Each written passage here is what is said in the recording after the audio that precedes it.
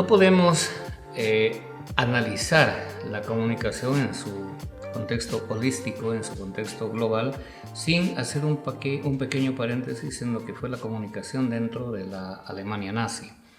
En 1933 llega al poder el nacionalsocialismo con Adolf Hitler a la cabeza y su conjunto de hombres que le acompañaban, que llegaron a cambiar en absoluto la historia de este país, de la Alemania nazi. Y hay un hecho muy importante que se debe analizar aquí profundamente, y son las estrategias de Joseph Goebbels. Es decir, cómo un puñado de seres humanos, no ciertamente de buen corazón ni benignos, cambiaron a uno de los países más cultos hasta entonces de la humanidad, como era Alemania. Alemania era el país que más bibliotecas tenía, por ejemplo, por kilómetro cuadrado. Era la gente en donde más se leía, la sociedad que más leía en este tiempo. Era la tierra de Beethoven, de Mozart, de Bach, la tierra que dio a luz a los grandes pensadores como Nietzsche, Schopenhauer o Goethe.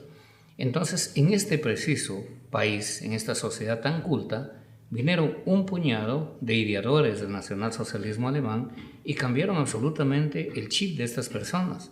Es decir, de una persona culta, amante de la música clásica y de la literatura universal, lo convirtieron en un fascista, en un nazista, a través precisamente de los medios de comunicación y a través de las estrategias de propaganda que dio a luz Joseph Goebbels.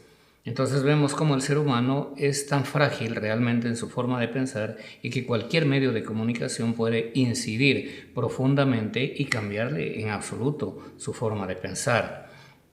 Tenemos también un acontecimiento muy importante que es necesario analizarlo, como fue el derribamiento del muro de Berlín en 1989, y esto tiene su profundo interés, digamos, en la comunicación, porque cuando se disuelve la Unión Soviética en el año de 1991, se entrega la economía, se entrega la comunicación, se entrega en definitiva la hegemonía mundial a un solo país, que es los Estados Unidos de América. Y bueno, Occidente también paralelamente.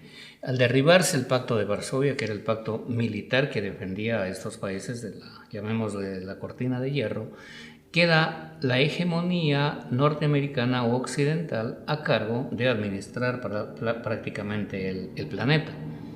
Entonces los medios occidentales desde entonces nos bombardean con una información que no precisamente es fidedigna, que no precisamente es creíble y que no precisamente va en bien de los más de 8.000 millones de seres humanos.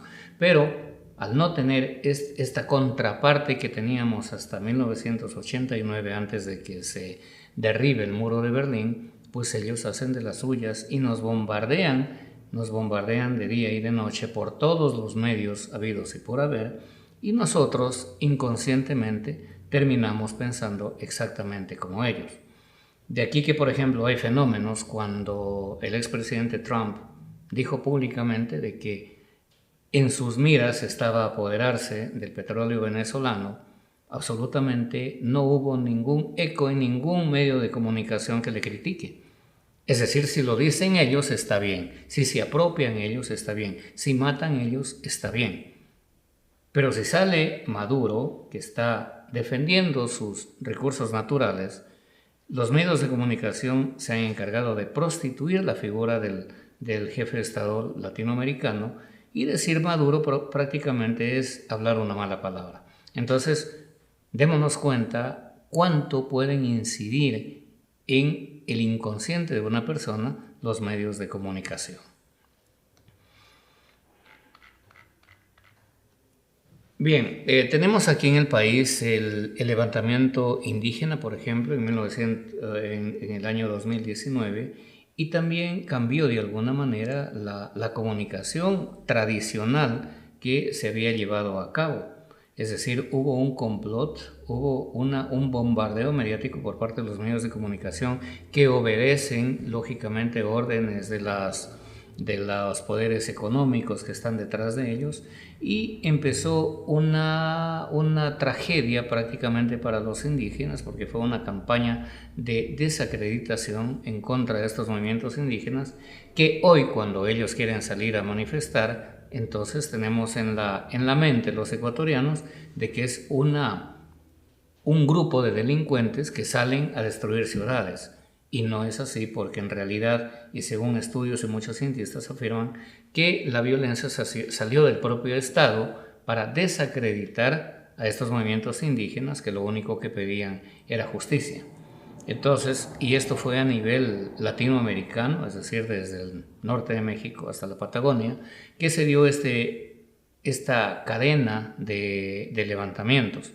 En Chile, por ejemplo, quemaron una iglesia católica, y el gobierno de Piñera, lógicamente, les echó la culpa a los que salían a protestar a las calles, cuando se dice que era o que venía del Estado esta violencia, para inculpar y para desprestigiar a los manifestantes. Entonces todo esto ha quedado grabado en la psicosis de los ciudadanos, y cuando salen a protestar constitucionalmente y por sus derechos estos grupos humanos, automáticamente les relacionamos con delincuentes y lógicamente les criticamos. Tenemos un caso reciente, como es el caso de Julian Assange y las Wikileaks, que el único pecado fue denunciar crímenes contra la humanidad por parte de Estados Unidos en Afganistán, en Irak, en Libia, en Pakistán, en Somalia y en otros países, y esta persona que dio a la luz, que habló la verdad, lamentablemente está preso. George Orwell decía que en tiempos de conmoción y de mentira universal, decir la verdad se vuelve un acto revolucionario. Y esto es lo que hoy, por desgracia, está ocurriendo. Es decir, quien alza la voz, quien dice la verdad, automáticamente es rezagado o tomado como un delincuente, como alguien desadaptado a quien hay que encarcelar, como es el caso de Julian Assange, que ya lleva muchos años encarcelado, que ya lleva muchos años apuntado por el bombardeo internacional mediático, y que se le prácticamente considera un criminal, un delincuente, cuando lo único que hizo fue decir la verdad. Entonces todos estos acontecimientos ocurren en un mundo, en una globalización, en donde por desgracia la única razón la tienen los medios de comunicación, lógicamente amparados por la casta económica que está detrás de ellos. Wikileaks, por ejemplo, mantiene de que en los últimos 50 años el 90% de las guerras han sido alentadas por los medios de comunicación. Bien, como conclusiones, pues tenemos aquí que los dueños de los datos son dueños también del futuro. Muchos nos preguntamos de qué vive Facebook, de qué vive Twitter, de qué vive TikTok, y es que vive de los datos que nosotros proporcionamos a estas grandes empresas. Ellos nos venden a nosotros o venden nuestros datos a las transnacionales, y lógicamente ellos comercian con nuestros deseos, con nuestros sentidos, con nuestra intimidad, y de esa manera es que el poder mediático que está detrás de la comunicación es gigantesco, porque incide en la conciencia de estos millones y millones de seres humanos. He querido referirme a una forma tan sutil de engaño, tan sutil si metafóricamente hablando, de cambiar la información por otra, o mantenernos embobados y ocupados pensando en cosas banales y triviales, mientras cosas de mucha importancia pasan sin siquiera nos demos cuenta. Por ejemplo, en agosto de 1962 asesinaban a Marilyn Monroe, y este hecho dio la vuelta por unas cuantas semanas al planeta, es decir, en primera página de los diarios, en los noticieros de la televisión, lo único que se repetía una y otra vez era la muerte de Marilyn Monroe. Y ese mismo día era condenado a cadena perpetua Nelson Mandela, por ejemplo. Y nadie nos hablaba de este líder negro, de este emblema de la humanidad, que era condenado injustamente a cadena perpetua, pero de eso casi nadie nos habíamos enterado. Hace muy pocos meses, por ejemplo, se dio la tragedia también de los turistas del Titanic, creo que eran 3 o 4, que también dio la vuelta al mundo. Y ese mismo día, en Grecia, una embarcación se hundía con más de 300 migrantes que naufragaron y perdieron la vida en el mar. Pero esto a nadie le interesaba porque era más importante los multimillonarios que quisieron ir a ver al Titanic que la tragedia humana que vivían estos africanos en las costas del Mediterráneo. En abril de 2019, por ejemplo, se quema la cúpula de la iglesia de París, de Notre Dame, y en la misma semana ardían cientos de miles de hectáreas en la Amazonía. Pero igual, solamente conocimos este incendio, digamos, en la cúpula de Notre Dame, y las miles y miles de hectáreas que en realidad eran muy o mucho más importantes para la humanidad, casi nadie nos las daba a conocer. Los medios de comunicación se ocupaban únicamente de la tragedia en la capital de Francia.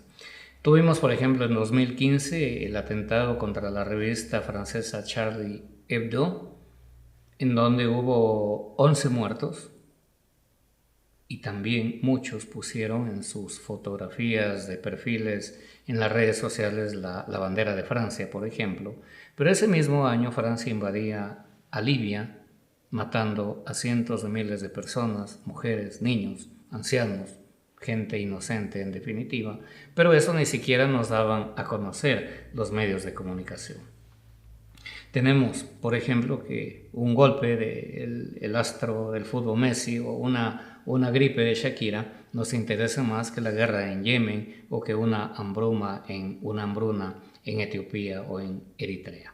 Por eso, para quienes nos escuchan, se hace imprescindible y muy importante una alfabetización mediática que nos llegue de alguna manera a alfabetizar, a tomar conciencia de lo que es correcto y de lo que no es correcto, de la forma como nos meten la información, cómo nos bombardean mediáticamente, haciéndonos creer en cosas banales y triviales o haciendo que estas cosas sean mucho más importantes que las cosas que en definitiva tienen mucha más importancia para la existencia misma de la especie humana. Muchas gracias.